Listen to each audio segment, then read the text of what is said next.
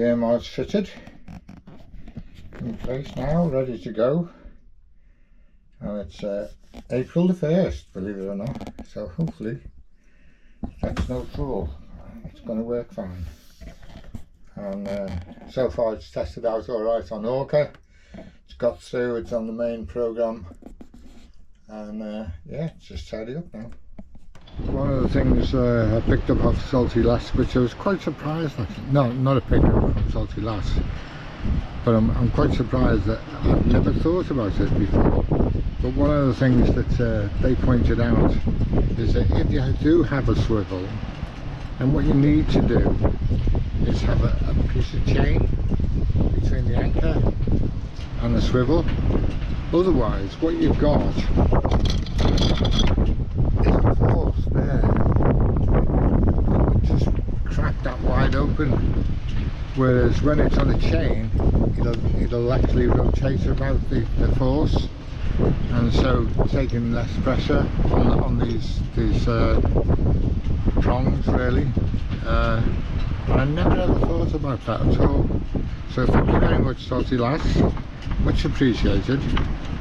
And so the job is to put the chain on, courtesy of Paul, and then fix this to the chain.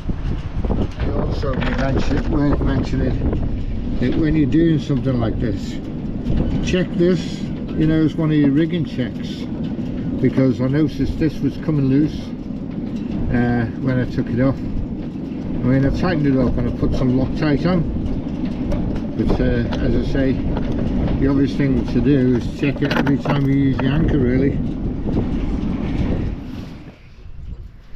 The next job is to link the chain now, so I'm using the Crosby link, which has got a very good rating. But first I need to get my bloody chains right, dear me. Yeah. Connected to the wrong, right, haven't got the right chain in the right place now. We can now proceed to join the two.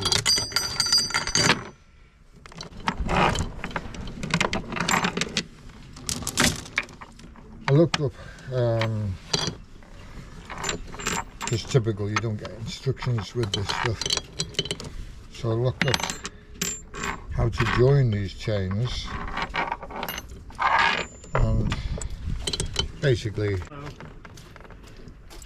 it's a C-link that comes together like that, joins the chains, and then need to be, they're like rivets really, they need to be squashed down. And some people use vices. Well, I don't have a vice to hand, so my plan is to hammer the thing together. Although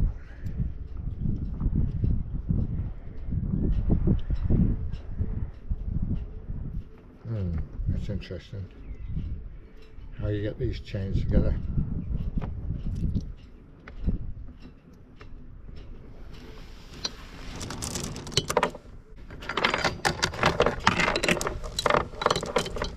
So slide them through and then slide this one in, he says. Looks easier than it sounds easier than it is.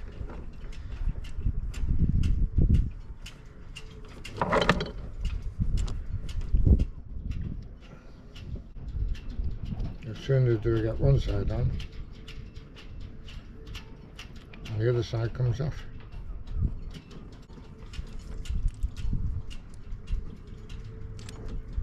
Done it. Done it, done it, done it.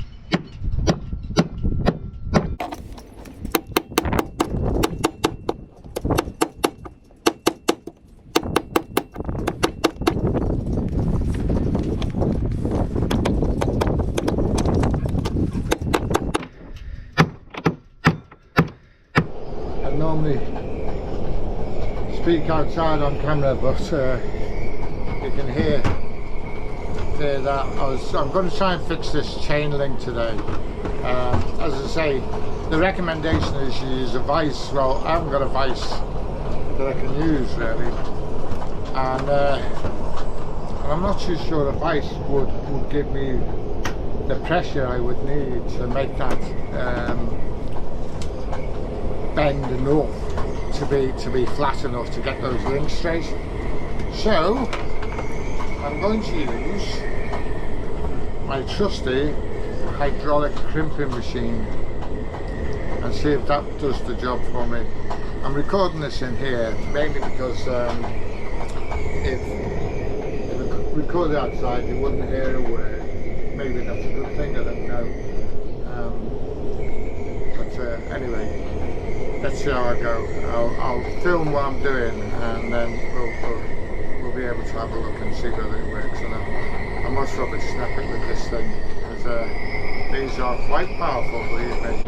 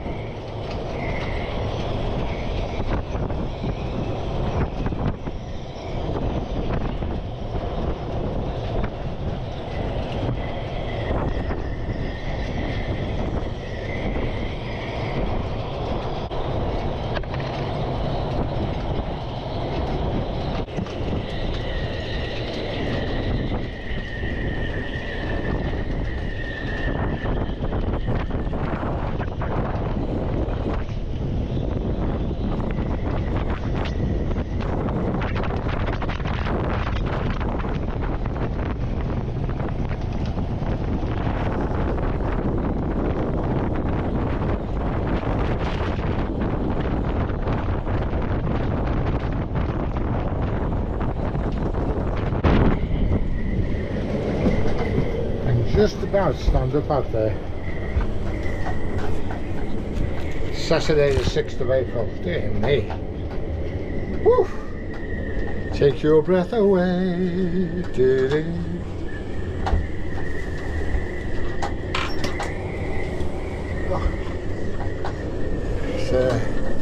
I was going to bring the cushions down, but trying to lift them onto the boat I would have been blown over. I literally struggled to climb up on top of it today, on top of the boat.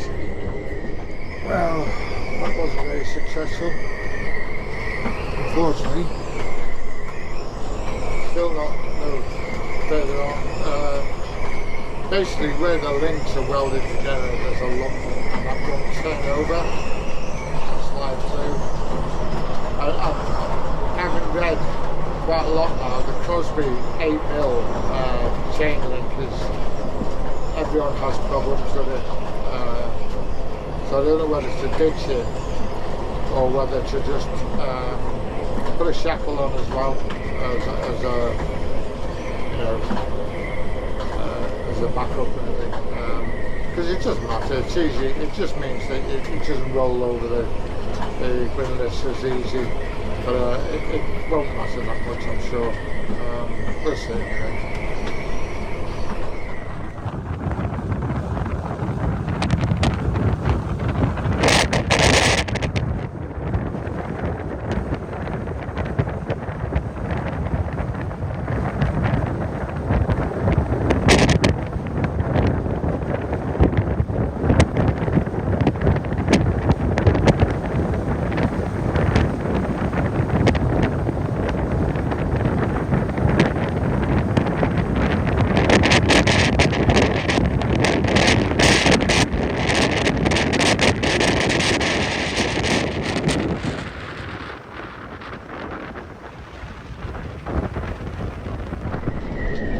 I watched Sail and Hyam, and they are using Silic One, which is a non-biocidal antifoul system on the hull, and it looks good actually, and it's got a good reputation because apparently just nothing will stick to it. I mean, as we'll know in 2 years' time, but the other thing is it lasts 2 years. Problem is the preparation is for me it's phenomenal. It's like you've got to put a primer on, then you've got to put a tie coat on, and then the final coat, and that's just a lot of work for me. But having said that, they say that once you've done all that, then you just need to put the top coat on in 2 years' time. So we'll see what the results of that are like. But I thought, well, okay, I need to put, I always leave my propeller bare, I always have them. I mean, it does get barnacles on it, but not enough to slow it down, to cause problems. But I thought, well, okay, I'll put some antifoul on this year. And I was looking at the various antifouls, and when I saw this, they recommended Silic One. And I thought, oh, that's a good idea. Now, when I read that, Silic One propeller kit. Now, to me, kit means that everything you need is inside this box. And that's not true. Open it up. You've got 2 tins there.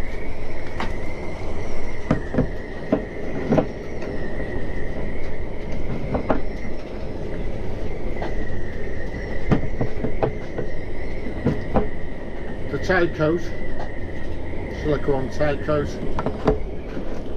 and then the Silic One itself. Great. Read the instructions, and it says you need a light primer. So to put this on, you've got to use a light primer. So I phoned Hempel and said, what's with a kit that is not complete? And he said, oh, because you can buy any form of primer. And I said, so any primer will do? And then he said, no, it's got to be their primer. And I thought, this is nonsense. That to me is not a kit. And I'm a bit annoyed really, because I've had to spend another, I can't remember what the prices are. I'll put the prices up when I edit the video. But I mean, to me, this is now an expensive do. So I ordered the primer, and lo and behold, that comes in 2 tins. Light primer and a curing agent. So really, what a faff. I hope it's good stuff, because if it isn't, what a waste of time this has been. But I'll let you know towards the end of the season.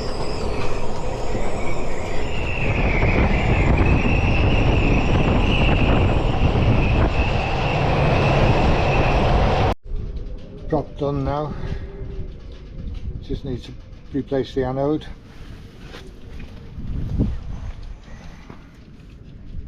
And let's see how that works. As I say, I'll be very annoyed. It's cost me nearly 60 quid in total, with ordering separately and postage and stuff like that. You think when they say kit, a kit means to me everything you need. Anyway, we'll see how it works. If it works fine, I'll stop complaining. If it doesn't, I'll be complaining even more, as usual. Well, we've launched a drawing ever nearer.